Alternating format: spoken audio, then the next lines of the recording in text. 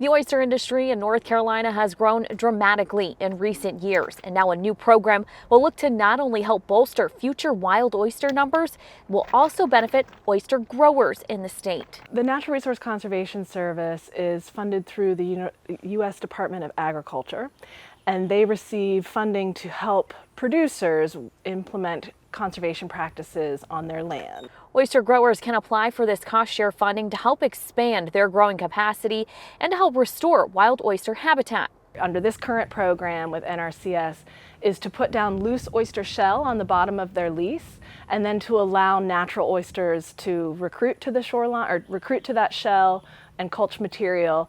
The oysters are then allowed to grow up, and after a year the oyster farmer can either harvest those oysters or can allow them to continue growing. The program only recently began in North Carolina and now has one participant.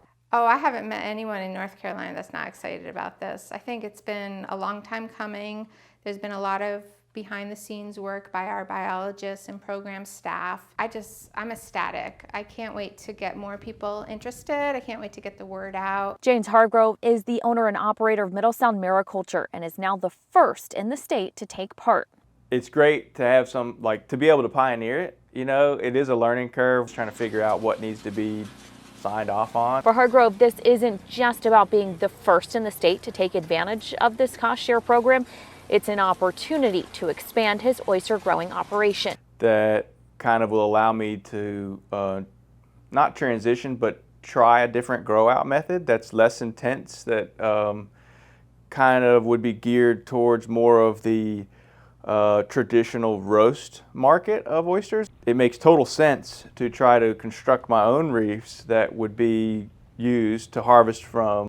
While Hargrove is the first, program coordinators hope he certainly won't be the last. Right now we're trying to spread the word and let people know that this program exists and that there's an opportunity for them to take part in restoring this important habitat, and that there are cost share funds available to offset the expense of doing this. Reporting for the Coastal Federation and WITN, I'm Stacia Strong.